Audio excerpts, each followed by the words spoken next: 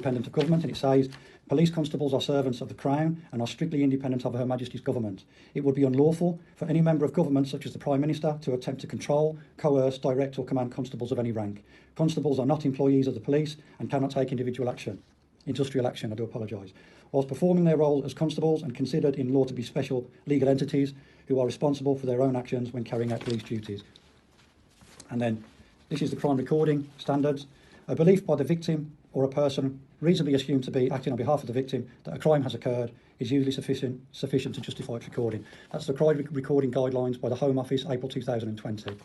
So I'll be asking for a crime number today. The vision and purpose statement, where I have to be treated as a victim of crime and dealt with accordingly, and it is incumbent upon you as a constable to investigate the allegations that I'm making. And that's all there. That's the vision and purpose statement, handed out to every police officer. And that's just the national crime recording. And this is to any police constable who fails to investigate these crimes. It's a dereliction of duty. Any deliberate or accidental failure to do what you should do as part of your job is a dereliction of duty, and that's just included there. Okay, and we should have a second little clip to go with that. Therefore, guilty of misconduct in public office and misfeasance in public office. The vaccine programme must be stopped as a matter of urgency to protect people from death, injury and harm, and the evidence is now overwhelming.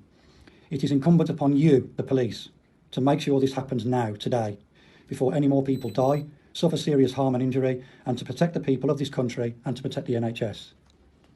No individual or organisation are above the law. The police have a duty to investigate these serious allegations, arrest those responsible and put them before the court with the advice from the Crown Prosecution Service and the Director of Public Prosecution. This is something that must happen now, today, and cannot and must not wait. The police are independent of the government and represent the people. This is your duty of office, fully supported by the oath that you swore. So a lot of courage to do that. He'd taken the battle directly into Leamington Spa police station, and of course he's got the papers there, and he's putting the case across directly to the receiving constable. So this is a powerful thing. You can be sure it's going to be discussed in that police station, whatever else happens in the formal legal process. You had some comment on the Indian side, Mike. Yeah, I mean, it's taking the whole what he did as a whole. This is a minor point, but just one quick correction, and that is the statement from the Indian government said was really concerned about the labeling of the variant as the Indian variant, and they felt that labeling was false. There's no such variant of COVID-19 scientifically cited as such by the World Health Organization, is what the Indian government said. The World Health Organization has not associated the term Indian variant with the B.1.617 variant of the coronavirus in any of its reports. And that is why it's now called Delta variant. And well, there's now a Delta Plus variant coming along. So I just wanted to make that clarification. Now, okay, but it doesn't change the effort in any way and the points that he was making. Yes, and also we haven't got the full clip of everything that was said there, but we are going to say that it does take huge courage to do this. When we're at the heart of the European Union battle, many people went into police stations around the country to report treason. And I was one of those people, and a fascinating response from the police, because you might have at least expected them to be quiet and considerate as evidence was laid on the table in front of them. But actually we were met with a very, very hostile and aggressive response, which actually said to us that presumably the act of taking those documents into the police station must have hit home pretty hard. Of course, UK Column Archive, video on demand for the UK Column News and other videos is now being hosted by Rumble. Well, some people have been saying that they can't watch the videos. We were investigating why that was. And if you remember on the last program or the one before, we mentioned that it seemed to be some kind of block. We now understand what block it is. It's the common factor seems to be that people are on Sky as a broadband provider. Well, Sky has a facility called Broadband Shield. And Sky says that Broadband Shield is automatically turned on when you join Sky Broadband, and it's set so that it's suitable for teenagers during the day and adults in the evening. But it's easy to change settings like your age rating and how to block or allow specific websites. You need your Sky ID to view or change your settings. And they say to get help, that you can get help with Sky Broadband Shield, including if you're having trouble signing in to view or change your settings with a website's being blocked incorrectly. That's their typo. Using a VPN with Sky Broadband Shield, or if it's not working. So what we have there is the content filter to make sure that you're only getting approved content by default.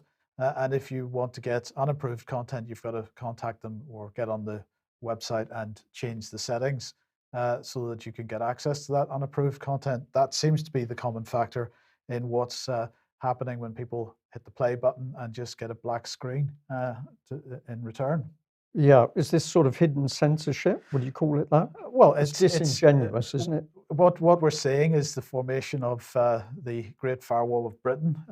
I'm not sure whether BT is doing the same. I believe they are, or doing similar. Tiscali as well, perhaps. But maybe this says that people should be using some of the smaller broadband providers that don't behave in this way. And challenge it, because sure. the emails going back into these companies do make a difference. Now, I was doing my trawl of the news a couple of days ago and spotted this article on the Mail. Keeping my small business going through lockdown was tough, but advertising on Mail Online has given me a fresh start. One beautician on her post-pandemic recovery plans. Not sure that was the headline at the time, but anyway, I had a read at it, and it's very quickly became an advertisement for the Mail, really, with companies like Lawrence in mind. Mail Online has launched a new advertising platform called Ad Manager to help small and medium-sized enterprise come back thriving. Advertise with us. So this wasn't editorial content at all. It was advertising content. And in fact, once you get halfway down this article, it turns into a tutorial on how to use Ad Manager. So it is advertising content in the guise of editorial, which of course is against the rules. So I thought, as a bit of a laugh, I would put in a report to the Advertising Standards Agency. And I did it in a private capacity, so I was not representing the UK column, as you'll see in a second. And this was the response that I got from Christina Remigio at the Advertising Standards Agency. She said, "Dear Mr. Robinson, thank you for contacting the Advertising Standards Authority. I understand that you wish to raise a complaint about Associated Newspapers Limited, and that in relation to the advertiser, you are a competitor by the name of UK Column.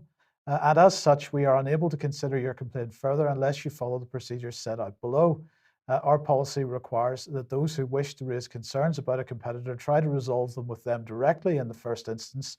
You do not appear to have contacted your competitor, and we therefore cannot take your complaint further at this stage. If you would like to pursue your complaint, we would ask you to read the following steps which need to be followed," and they give me the instructions. But it was this point here that really struck me. And that in relation to the advertiser, you are a competitor by the name of UK Column. Now, I'm very flattered that the Advertising Standards Authority thinks that we are a competitor of the Daily Mail.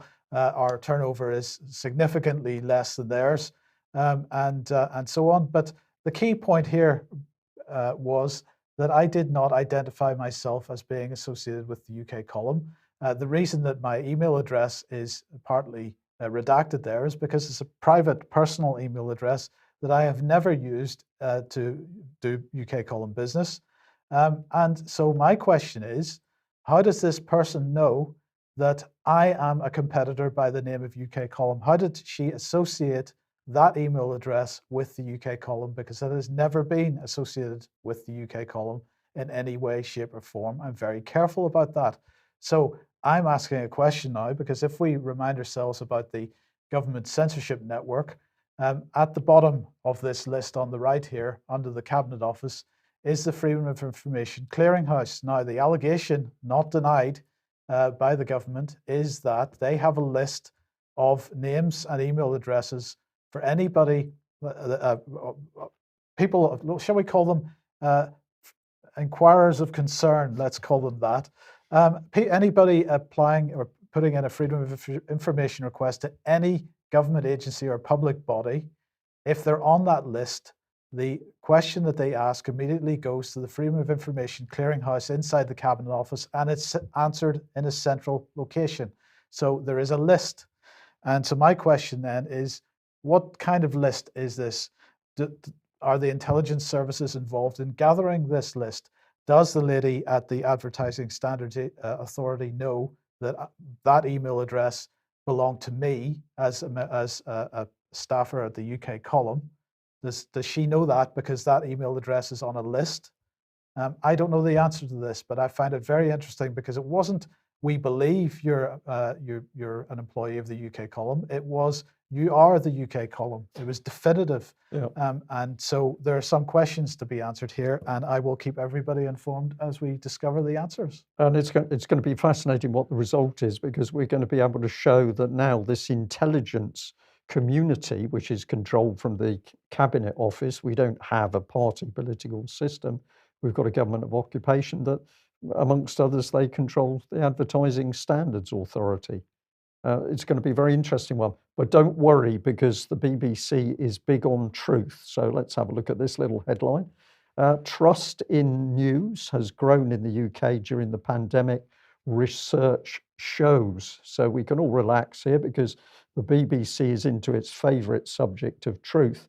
Well, let's have a look at some of the statements. It says the Reuters Institute Digital News Report conducted in January this year found that 36% of people in the UK trust most news most of the time. Stay with this, Mike, because I've got a question for you. That figure is up from 28% in January 2020, before the pandemic began. So 36% of people trust most news most of the time. My brain says that the real headline is not that the vast majority, so the real headline is that the vast majority of people do not trust most news most of the time, because 36% is a minority. That's absolutely correct. Okay, well, I'm reassured about this, because we're doing this live, and you could have come back and said, no, I've got it wrong. So let's follow through. But it's still 14 percentage points down on where it was prior to the Brexit vote in 2016. So it's actually, the situation's worse. The report found that strictly regulated impartial broadcasters like the BBC, ITV, Sky News and Channel 4 remain the most trusted, followed by national broadsheet newspapers. So I have to post this one with, the real headline is that the strictly regulated impartial broadcasters like the BBC and the broadsheet newspapers remain the most untrusted. I wonder why that could be. Could it be because they're not impartial?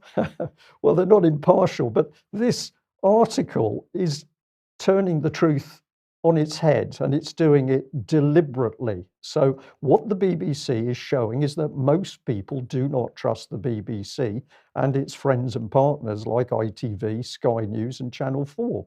Read the BBC's article and you will see exactly what the truth is. Well, where does all this come from? Well, this man, he is quoted in the article. It's Nick Newman. He's from Reuters Institute. The focus on factual reporting during the COVID-19 crisis may have made the news seem more straightforward. Well, the story has also had the effect of squeezing out more partisan political news. So the truth became more straightforward, and they squeezed out troublesome partisan news. I'm being a little bit naughty here because I'm paraphrasing, but this is Nick Newman. And where's he come from? Well, he's come from that Reuters Institute. And if you go to their website, you can see that they've teamed up with good old Oxford University. It's always in there somewhere. And this is the executive summary of that report. He went on to say, this may be a temporary effect, but in almost all countries, we see audiences placing a greater premium on accurate and reliable news sources. Now, this is true because more people are going to social media in order to find out what the truth is. They're abandoning newspapers, they're abandoning the BBC, and they're going to accurate, reliable sources like the UK column. So we're going to say well done to Nick Newman.